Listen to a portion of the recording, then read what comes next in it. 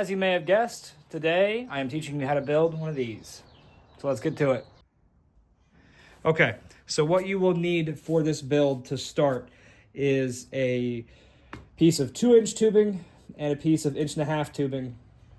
These will be the core for our grinder. Also, you need a steel plate for the base to weld to. Thankfully, I found some steel plates already in the shop from the previous owner, so that really helps me out. But you can check your scrap yard, your local surplus stores, stuff like that. You want something about a 1/4 inch thick so it's got some nice heavy weight to it. We're gonna get this measured up. I'm gonna use some of the plans from my original 2x72, so I'll take you over there and we will get those measurements and we'll start drawing it out on here. So this design is not 100% original. I will be completely honest about that. I learned to make it from Old Hickory Forge. He's got a really great video on how to build his. I modified it a little bit. In his version, he has the tracking wheel on the back end of this, so I switched it around because I prefer to have my tracking wheel almost center in between my drive wheel and my contact wheels. It just, for me, it makes the belt track a lot nicer. So we're gonna get these measurements in. Our 2-inch needs to be cut at 7.5, so we need 2 at 7.5. I think maybe 3 at 7.5.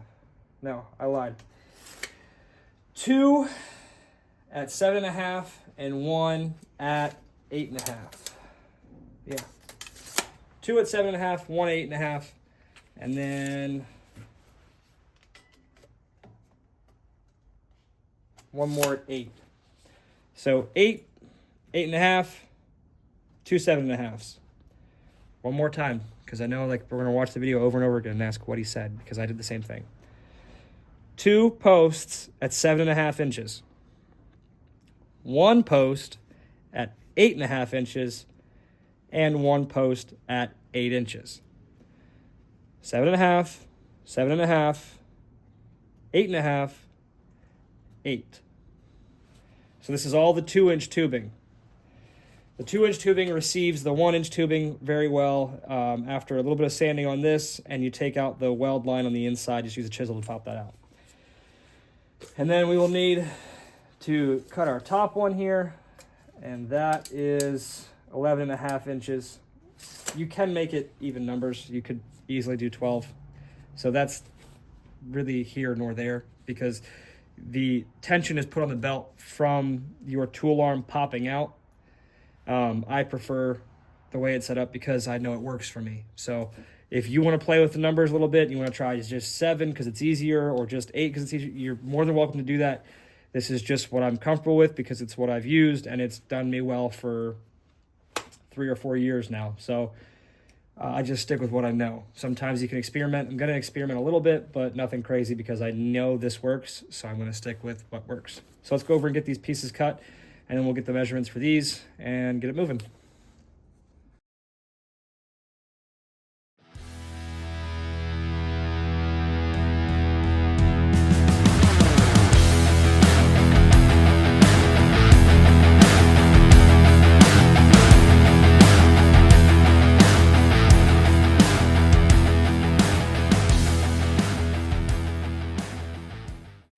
In order to get clean welds, what I do is I round the edges of all of the pipe, and then for the surface areas that will be welded to, such as the cross beam that will hold the tool arm, I grind off both sides of that to be clean steel, just to make the welding process easier.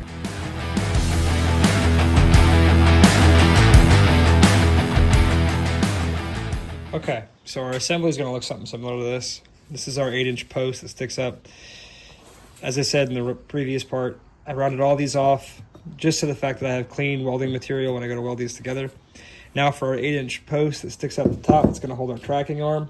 What we're going to do is we're going to cut the slot that will take our tracking arm and wheel attachment. So it's going to look something like that, but we're going to take this over here. We're going to cut this out, make a 3-inch mark down in, and leave the sides. And then that should give us enough clearance to get our 1.5-inch tracking arm in there.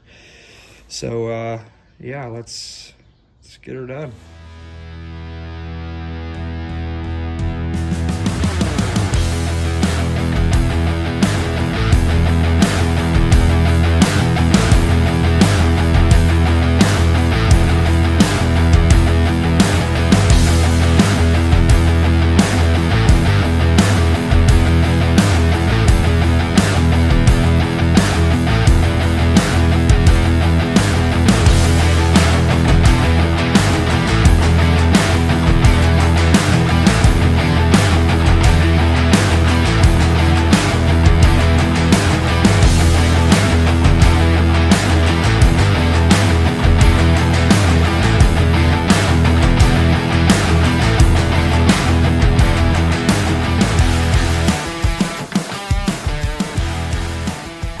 So here I fit the posts together, and I don't get it all the way in because I haven't cleaned up the ridges well enough, but I can estimate approximately where the bar is going to sit level with the sides. So I make a dot there so I can drill a screw hole to receive our bolt that will hold the tracking arm together.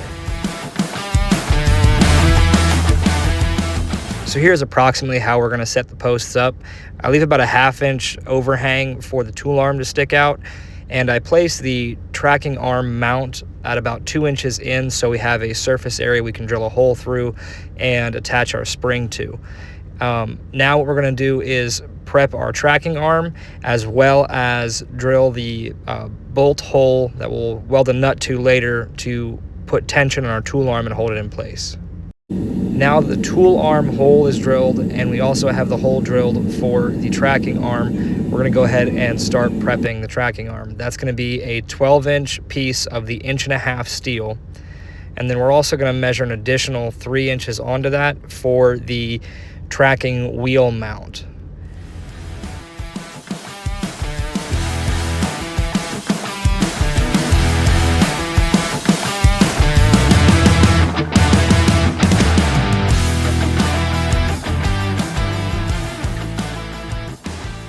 Now on this 3-inch piece that is going to be welded to the tracking arm that will allow our tracking wheel to pivot, I cut the top corner off at about a 45 degree. I want to make a nice slope here and a nice straight line.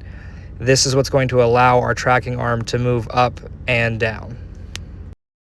Here at 4 inches in, I am marking the bolt hole that will attach the tracking arm to the tracking mount arm, which is that vertical post that we cut the sides out of.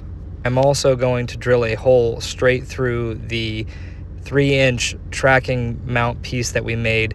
In order to later put a bolt through there, we're going to weld a nut to the one side on the outside that allows us to thread a piece of threaded rod through to push the attachment that actually holds the wheel out and back.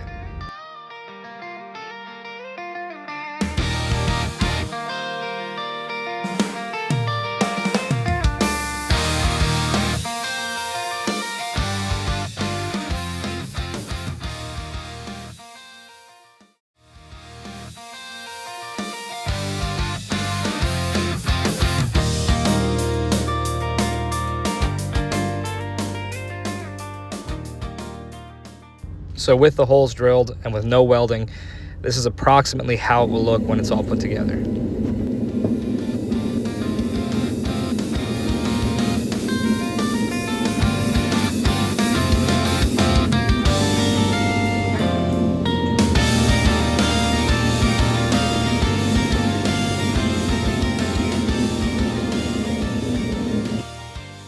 So here what I'm going to do is cut the 3-inch piece that will sit on the outside of the angled piece that we just made. We're going to cut the one side off so that the angled piece can slide right into this.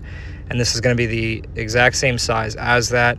You can make it a 1/4 inch shorter to account for the weld seam that you're going to put on later, but you want it to be as close to the exact size as possible. It makes drilling the holes in it way easier than trying to guess and line things up. It's easier if they're just the same size, so you can clamp them down in the drill press and send a 1/4 inch drill hole right through the sides of both your smaller 1.5 inch angled piece and your 2-inch wide piece that's going to be the actual mount for your wheel and the attachment that holds that to the tracking arm itself.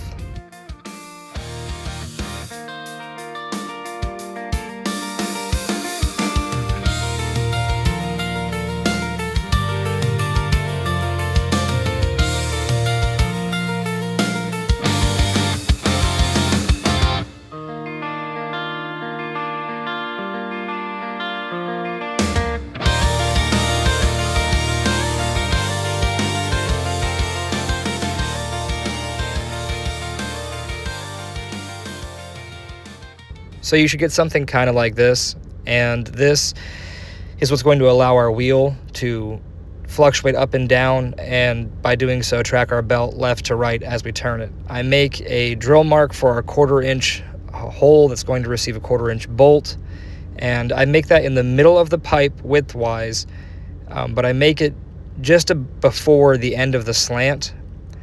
This will allow us to attach the tracking wheel itself and that cover we just made and have it not affect the clearance of the angle that we made. Now I measure from the bottom of the pipe to 2 inches, and I want to make sure I get that exact so that way I can do the same thing on that cover piece we just made that our tracking wheel will actually be attached to.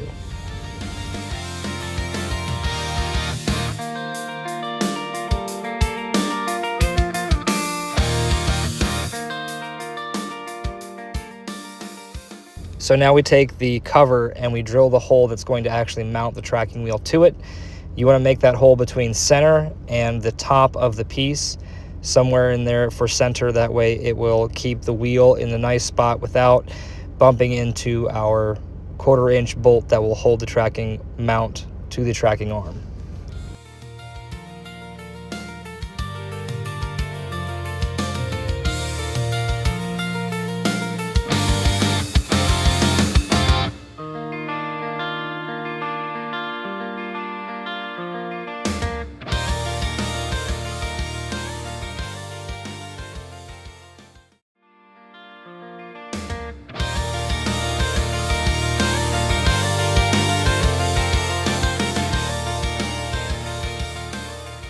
I also welded round rod to all thread in order to make these tensioner pins.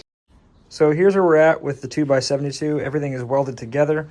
That's awesome. Now I have to go through and clean everything up, make sure it looks nice and pretty. I did add this little side plate here. I just do that because I think it looks nicer, looks a little bit more professional, but you don't have to. But yeah, let's get it cleaned up. Okay, so here we made the flat platen for the grinder. Now, I've heard guys use like hardened high carbon steel here. That's totally fine. You can do that. You can also do a glass platen, but they wear out and they need to be replaced. So with this, I just did a piece of 1/2 inch thick mild steel, a little bit cheaper. And I only welded the ends. So if it ever does wear out, I can just cut the weld off and weld on a new piece. I've had it on my previous grinder for 2 or 3 years now, and that's not worn out yet, so that's great. But all this is 2 inch angle iron with 2 inch by 1/2 inch steel for the platen. And then for these drill holes, all I did was put it on the D plate that I ordered from Origin Blade Maker and just made sure everything lined up with the wheels before I went ahead and drilled them. Okay, so we got it working, which is great. But what I didn't show you is a couple of my failures. So I'm going to show you some things that I did different with this design and some pointers for you to hopefully help you out in the future if you decide to make this for yourself. I am not an engineer. I am not a welder. I am a regular Joe with no knowledge at all, doing the best I can to do what I can. And if you're like me, good luck. And I'm not saying that rudely. I'm just saying, I really hope, Lord willing, it works out well for you. So some things that I learned. Let me bring you in close here so you can really see what I'm talking about. So I made some modifications to this design that I didn't have on the other model that I made.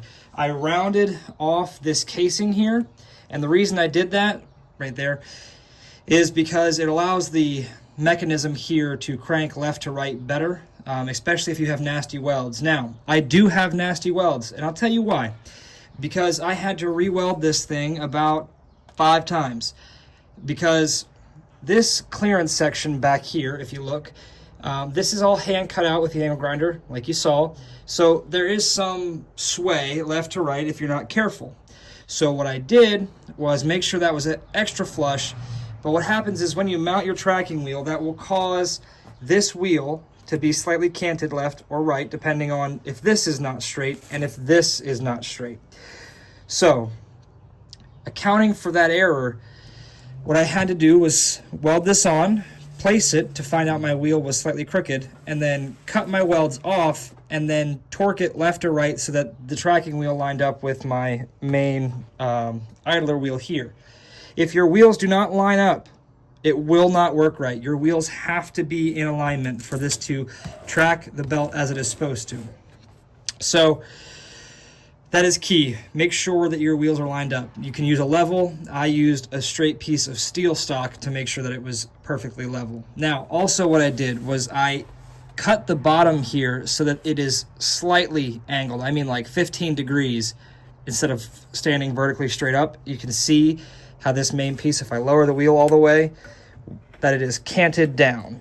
And the reason for that is to allow for the belt and wheel itself to go down more. And then if I crank it back up, it'll go back to straight. So there we go. Now I do that so that I can control my belt better left to right, as opposed to it tracking all the way one way and I can't correct it. That's just something that I've learned that really helped me out. Also, I've welded these washers on instead of threading it, but you could easily thread it and use that instead, but I just used the workaround. So that being said, the most important steps for this is making sure, number one, that your wheels are all lined up. Now, for the motor mount that I did not show you that I did, a lot of guys will weld another plate and bolt it down. That's fine if you're good like that. I put my grinder in place, and then after I had my other 3 wheels aligned, I just placed this in alignment with them so that everything tracks appropriately. That was my decision because sometimes I got to move these things and I don't feel like lugging the motor too because it's an extra 50 pounds, so I just don't do it. So that's kind of where I'm at with this right now, and I will show you guys more in a second. So I just realized I forgot to tell you that I got the wheels and the D plate from Origin Blade Maker on eBay. They are pretty budget friendly and they're a pretty good product for the price. So I highly recommend them for a minimal investment but still a quality output. Definitely recommend Origin Blade Maker. This is a guard plate that is mainly aesthetic. However, it does somewhat help if the belt is tracking too far left or right, that it'll cut into this instead of cutting into my actual base. So to me, that's a benefit. But again, the biggest thing I can stress is that making sure all your wheels are lined up straight. If your wheels are not straight, it will kick this left to right, one way or the other. So that's something you have to be careful for. And that's pretty much how we build a grinder. There's a lot of trial and error into it. I wired a switch onto my motor so that to turn it on, all I gotta do is flip the switch. Now I'm a little low on power. I have to upgrade my power in here. So in order for me to do that, to start the belt, sometimes I gotta give the belt a little kick. So it should start up. But if it doesn't, like that, I don't want to trip my breaker, I'll just hit the switch and...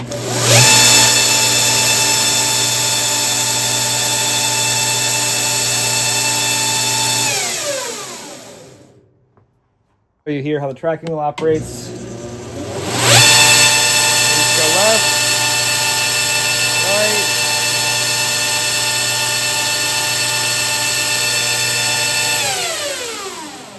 And the switch works pretty well. It's just a regular light switch wired in through the motor. When you wire the motor, you wire the light switch.